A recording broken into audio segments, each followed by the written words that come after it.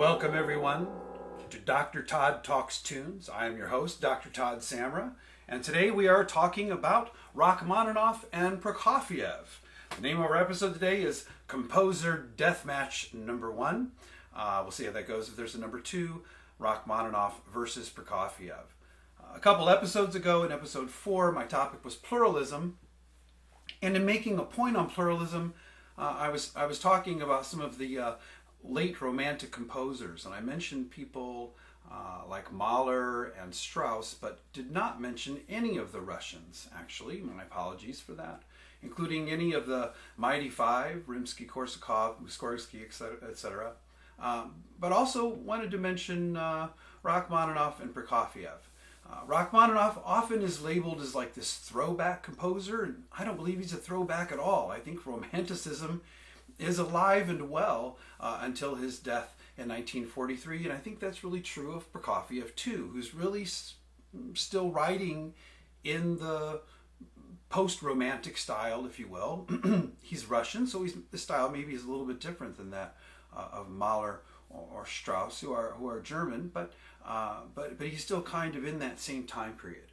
So my real objective for today is to introduce this music to people that maybe aren't aware of it, and if you are aware of this music, to go back and rediscover some of these amazing recordings of some of these very, very, very talented and fine people. Okay, first up, I want to read a few things. I've actually written about Rachmaninoff a couple of times, and I've written about Prokofiev 4 or 5 times.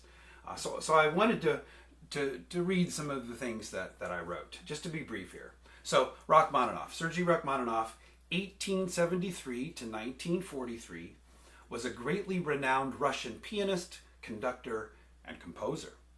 His music is melodic, rich, broad, and resonant, and ever popular. And that's really very true. His music is very popular.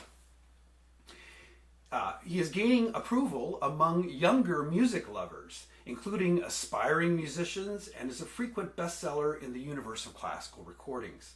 This popularity may be attributed to the melodic craftsmanship that he employed in everything he composed, and his ability to connect his music to the soul, the spirit, and the energy of our hearts.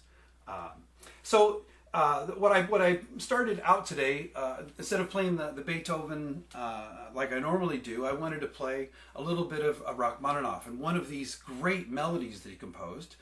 This one is from Piano Concerto number 3, the first movement. And his piano concertos are a very important part of his output and part of his popularity to this day, especially Piano Concertos 2 and 3. But number 3 I think is great. It opens right away. The piano gets the theme at the very, very beginning of the piece, and it plays this theme which has a very Russian character to it. Kind of we can see the craftsmanship of the melody here, kind of in the spirit of Tchaikovsky. Tchaikovsky was a melodic theme craftsman, if you will, and Rachmaninoff is very much still working within the tradition. So I would like to bring your attention to Piano Concerto number 3 as maybe a great place to start. Maybe just start with that first movement. It's a 3-movement work, but maybe start with that first movement and give that a listen. And then from there, we can migrate to Piano Concerto number 2, which some of you may know already. This sounds a little bit like this. Oh, thank you.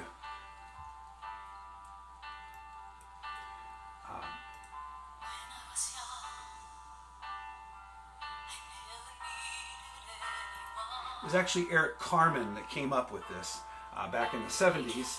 This is Helene Fischer. Celine Dion has a recording, All by Myself.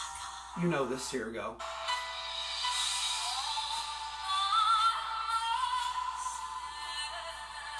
How appropriate. But that actually is taken from the second movement of Rachmaninoff's Piano Concerto number 2. So if you love that song, guess what? You love classical music, and you already know some classical music, and that's a great example of that. Of course, Rachmaninoff is most closely associated with piano music. And not only piano music with orchestra, which is what a concerto is. The piano is a featured solo instrument with an orchestra. It's very large scale work. But he also wrote sonatas and other pieces for the piano, including a great many preludes that are very popular. I'm going to bring your attention to one website called Rachmaninoff Has Large Hands. Search for that on YouTube. That's the C-sharp minor piano concerto. It's really brilliant. And Rachmaninoff had very, very large hands. Very often you have to play 10-note chords. You only have 10 fingers. That's a lot of notes. So his music really isn't for people with really small hands because they can't reach all the notes. And so that video is great. So check that out. I also want to bring attention, I want to play just a tiny example. This is his Piano Sonata number 1. And the recording is actually a friend of mine, Tanya Gabrielian, excellent pianist. I call her the greatest Haydn player on earth. Also a very good Rachmaninoff player. Sorry, I didn't mean to talk over you, Tanya. But it's a great example of that.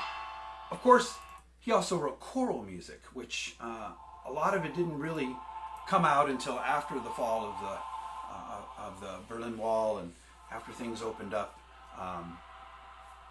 My favorite example is called Borougadice Devo. And it's a fantastic choral piece. It's very rich. It's basically like an Ave Maria, but in Russian. It's very typical of his style. Like piano music, he has very, very thick chords going on here. So Borougadice Devo, check out for his choral compositions. So Rachmaninoff, great composer. He's very popular. Lots of symphony orchestras program him because he sells tickets. His music is beautiful.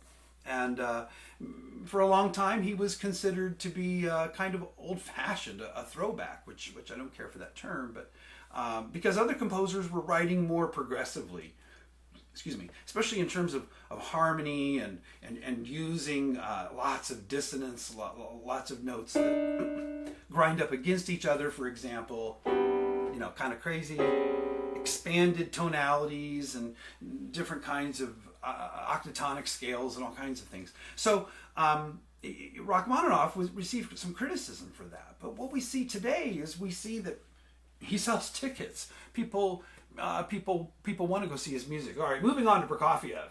I want to start with this. Romeo and Juliet.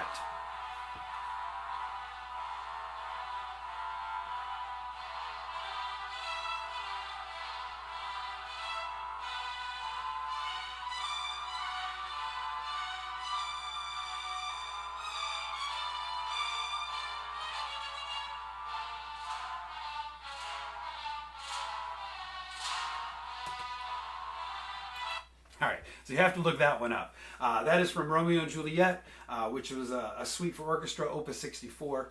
Montagues and Capulets is that particular movement. You need to check that out. You also, though, might be familiar with Prokofiev. You probably know Peter and the Wolf, which I like to mention, but we're going up here. Whoop. Sting.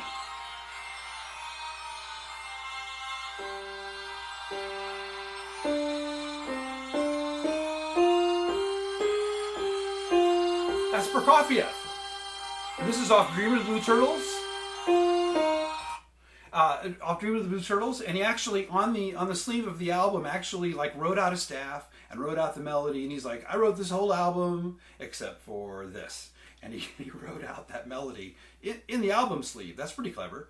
So that's Prokofiev. And like I mentioned when the music was going on, Peter and the Wolf, which we all know from that being played during our childhood.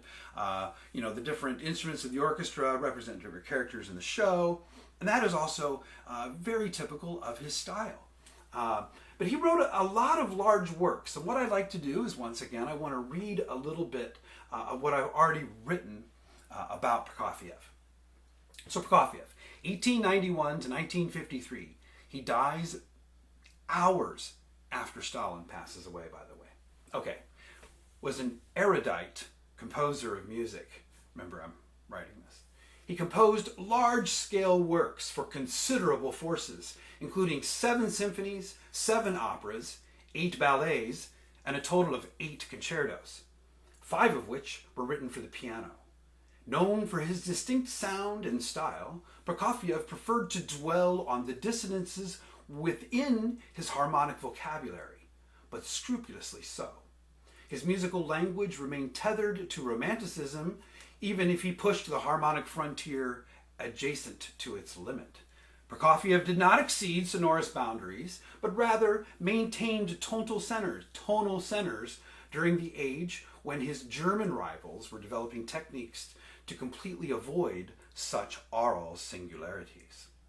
I think he's a great composer. I gave a lecture once on Symphony Number 1, which he kind of was copying Haydn, and that actually was a big step in ushering in neoclassicism, a little bit actually ahead of Stravinsky and Hindemith, who are most closely associated with neoclassicism. So Prokofiev, very, very important composer, wrote a lot of great works, and unfortunately not maybe as well known in today's world and climate as I think maybe he should be.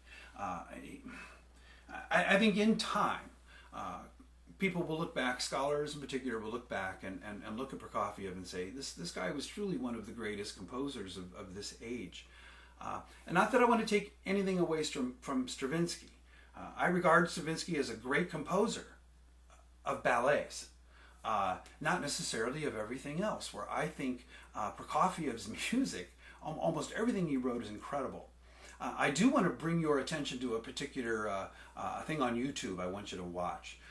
It's a recording of his toccata, and it's done as an encore played by Yu Wang. Here's the information for that. And this one is in red, so it's real easy for you to come back later and find this one. But I think this gives you an idea of what a great genius he was, and how difficult of a piece this is to play. Of course, you're going to fall in love with Yu Wang because she's incredible. I think she's one of the greatest pianists of our age, and I think this video really demonstrates that. Watch the people in the orchestra who are sitting there, because it's an encore. It's after a performance, so she's there, and so watch the people in the orchestra. So check out Prokofiev. Fantastic.